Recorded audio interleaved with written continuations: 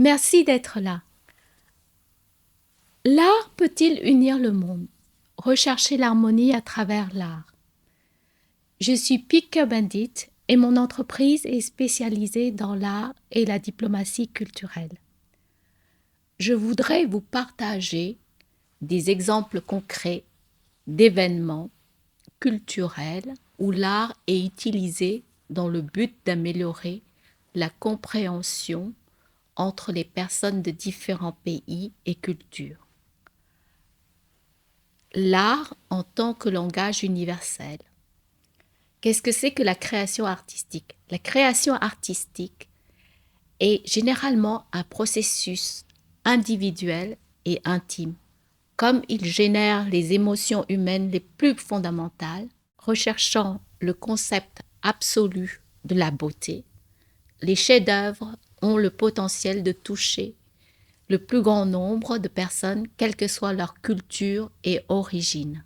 Néanmoins, utiliser cela comme moyen d'unir le monde demande des efforts dynamiques. Beaucoup sont tentés d'utiliser l'art comme moyen de dominer les autres. Mon approche en diplomatie culturelle est d'utiliser l'art pour créer de la compréhension, du respect et célébrer les différences comme un trésor global. Mes 3 exemples. Le premier des 3 exemples culturels est le dialogue avec l'empereur Qin. Chine et Union européenne, des sculptures, donc c'est une exposition de sculptures qui s'est déroulée entre 2011 et 2018. Cette exposition itinérante a eu lieu dans 8 musées en Chine et 9 lieux en Europe. Donc ces lieux, c'était des musées, des universités, des ports. Cela démontre la force créative des pays participants et exemplifie l'importance des échanges internationaux. Les 8 musées en Chine, c'est Xi'an et Longjiang, Suzhou, Ningbo, Hubei, Fujian, Changchun, Songshan, et les 9 lieux en Europe, Tallinn, Sinandali, Lisbonne, Bucarest, Sofia, Londres, Bruxelles et Anvers. Que retenir de cette exposition? C'était 31 artistes, 3 artistes chinois, 28 artistes de l'Union européenne. Leurs œuvres se sont inspirées par l'armée de terre cuite de l'empereur Qin à Xi'an. Cette exposition a tourné dans 8 musées nationaux en Chine et tourné dans 9 villes européennes. Les œuvres sont parties d'Anvers jusqu'à la Chine et c'était important de le finaliser dans le port d'Anvers et spécialement dans l'immeuble de Zaha Hadid. C'est une armée de paix pour le partage de la culture et la création d'un dialogue international. Dialogue with Emperor Qin, China EU Sculptures Exhibition, a été labellisé par l'Union européenne comme un événement officiel de leur 2012 EU-China Intercultural Dialogue. Le deuxième des 3 événements culturels, c'était Dali Feast, donc les fêtes daliniennes, qui est une exposition sur le plaisir des sens.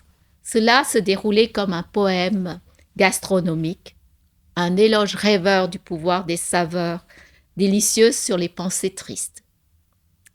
Durant l'inauguration de Dali Feast au Jinji Lake Museum, dans le SIP, un film de 2 minutes faisait la promotion des exportations culturelles belges, a été montré par Didier Reynders, qui était ministre belge des Affaires étrangères à cette époque. Le 3e événement, donc, c'est Chopin Resonance Today, et un des événements satellites du New European Bauhaus en 2024.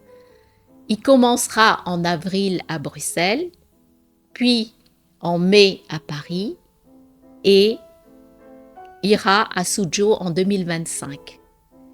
Dans cette exposition, nous examinons la fascination que les gens ont envers Chopin et comment cela résonne dans leur travail. Chopin Résonance Today est une série d'événements. En premier, il y aura une exposition d'art contemporain, un atelier de danse de mazurka, parce que Chopin a écrit le plus grand nombre de mazurkas qu'on puisse avoir.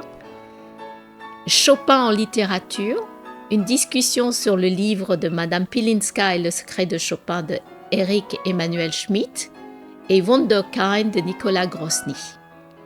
Et pour finir, le quatrième, c'est Chopin en concert par des musiciens internationaux. Ces événements ont pour but d'apaiser l'esprit et unir l'humanité. Pour conclure, oui, l'art peut réellement unir le monde, mais c'est beaucoup de travail. Cela demande de faire face aux préjugés, être curieux et généreux. Je suis née au Laos et quand j'ai immigré en France, on m'a dit que l'université n'était pas pour moi. Ensuite, on m'a conseillé de me spécialiser dans l'art asiatique. Je suis aujourd'hui devant vous avec un doctorat en sculpture contemporaine européenne. L'art est potentiellement universel. Libérer ce potentiel pour le bénéfice de tous est un vrai combat. C'est aussi cultiver le sens de l'empathie et apprendre à aimer autrui. Merci.